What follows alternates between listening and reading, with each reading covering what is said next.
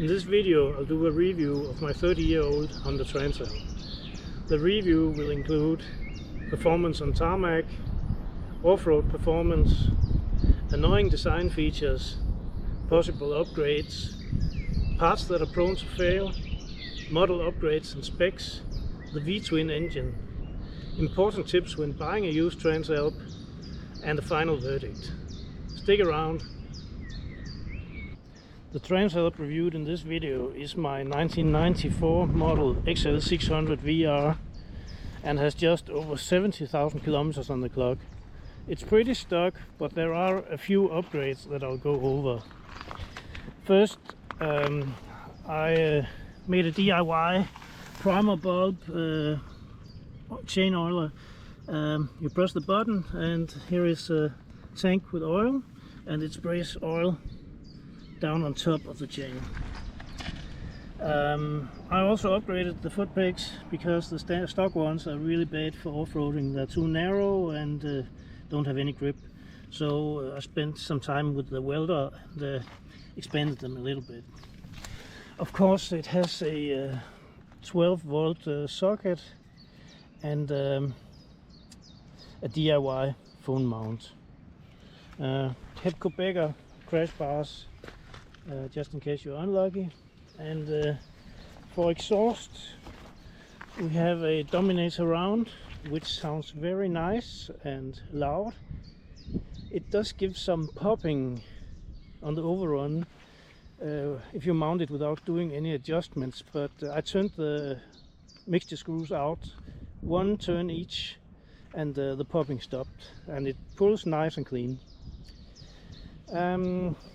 Last thing, the standard clutch lever is hard to reach, so I mounted a aftermarket motocross style with adjustability.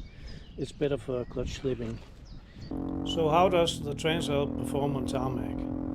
The Transalp may not strike you as a bike for fun, but rather as a grandpa's touring bike. But it's also the favorite choice for some aging hooligans. What I like about it is the Transalp will take you anywhere all day long.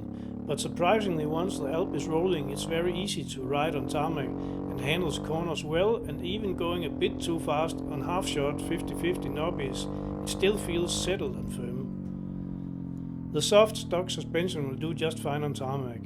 It feels stable when cornering, and only at speeds above 160 does it become lively and weaves a bit. For road riding, the ergonomics are good for rider and for passenger. What I dislike for road riding is the torquey but low-powered engine is more than a match for the front brake on single-disc models, as stopping the Transalp on tarmac is at least a 3-finger job, but better just take a handful of front brake to be sure. 1-finger braking will upgrade you to the modern world of ABS. I'm sure the owners of the twin-disc models from 97 to 99 are a lot better off in the braking department. Low overall gearing and only a 5-speed gearbox makes highway riding above 120 annoying. One thing is the unnecessarily high revs, but also the fact that the V-twin vibrates a lot once you exceed 120. The headlight is not very powerful. If you enjoy long road trips or commute, you'll probably want a windscreen with less turbulence. How does the Transalp perform for off-road riding? Well, the Transalp is not exactly a motocross bike. Budget suspension and 200 kilograms of wet weight has its limits. What I do like is the good low and mid-range torque and a very smooth power delivery. The single front disc brake is fine for off-road riding, and 2-finger operation is adequate. The clutch can also be operated with 1 or 2 fingers, which is really good for off-roading. What I dislike is the bike is bulky and top-heavy. The rear brake cannot be adjusted anyway. The suspension is poor. For gravel roads and slightly bumpy terrain, it's adequate, but it's in no way good or modern. The pegs sit too high, and the stock handlebar position makes for a poor standing position. The handlebars need to be placed over the yokes, and I would prefer a more straight set of handlebars also, probably coupled with risers. The stock pegs are too narrow and lack grip. The large tank makes it impossible to move forward on the bike when riding off-road. Even though the Alp is very well built, there are a few glitches. One is that the rectifier regulator units burn out. They are placed badly right under this shield here, very close to the exhaust. I think the heat may make them burn out prematurely. The CDI units burn out or damaged by the seat. They are placed just here under the seat, easy to change and not expensive. Bigger problem is the splines on the output shaft. They can wear out prematurely, often because people over tighten the chains. The chain on the Transalp is supposed to be pretty loose, about 5 centimeters. If your output shaft is not totally rigged, you may mitigate the situation with a super pinion. I'll drop a link for KK Bike International.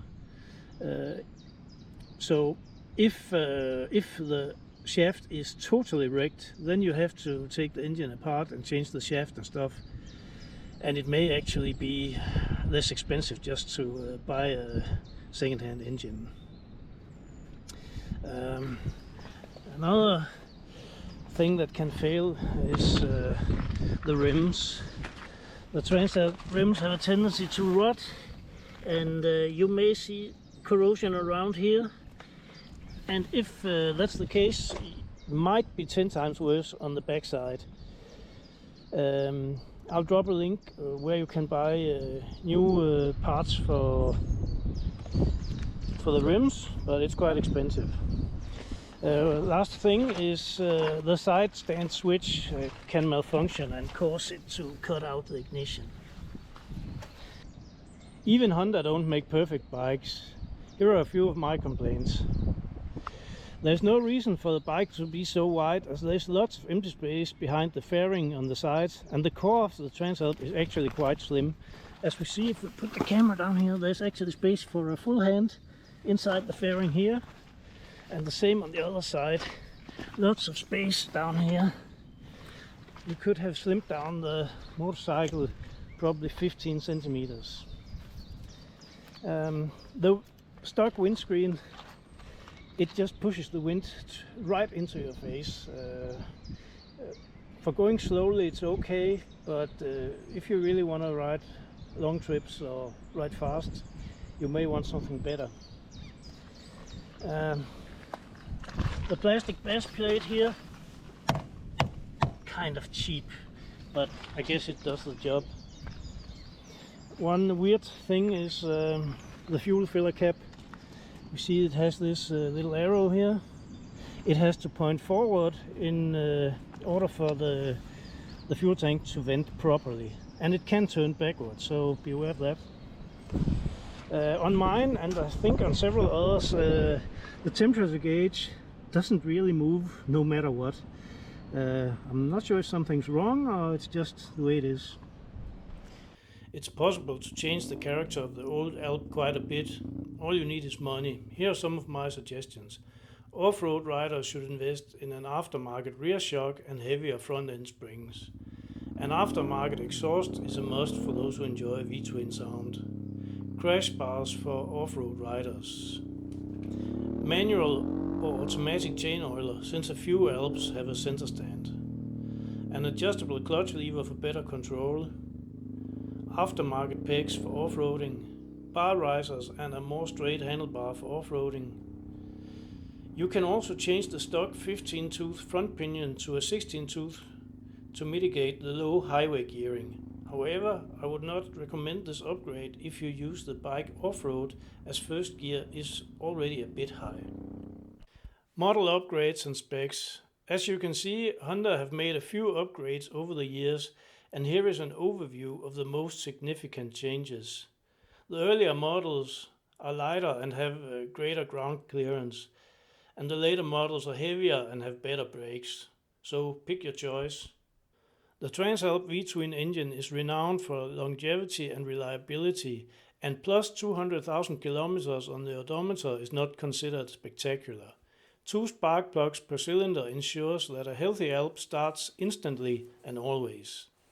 The fuel economy is very dependent on speed, as the short gearing on the 5-gear gearbox increases fuel consumption a lot at high speed. Mileage on my Transalp ranges from 17 to 22 kilometers per liter.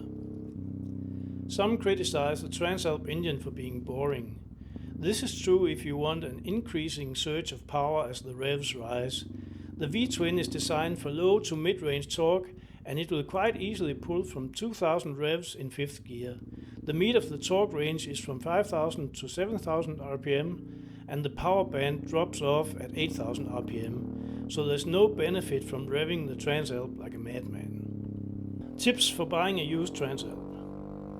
There are 2 very important issues to check on a used Transalp. Be very careful when you inspect the rims where the spokes are inserted. Any visible corrosion may be 10 times worse on the inside. It's expensive to fix.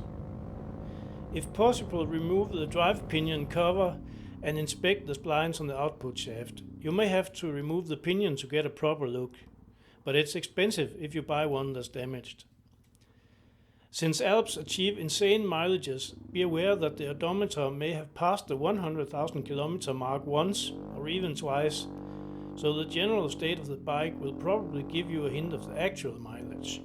So we've reached my final verdict. The 600 Transalp is still popular, and you get a robust multi-purpose bike for your money. The bikes are well built, age well, and are inexpensive to purchase and maintain. For me, the biggest downside to the bike is the vibration in the handlebars and the pegs. But since I don't do extended high-speed trips, I can live with it. I've owned several different bikes over the years, and my final verdict is that I love the old Transalp more than any previous bike. Just push the start button shortly and the V-twin instantly comes to life, leaving you with only one decision. Do you want to ride on tarmac, gravel, TT tracks, or maybe take a tour around Europe? The Transalp will do any of the above.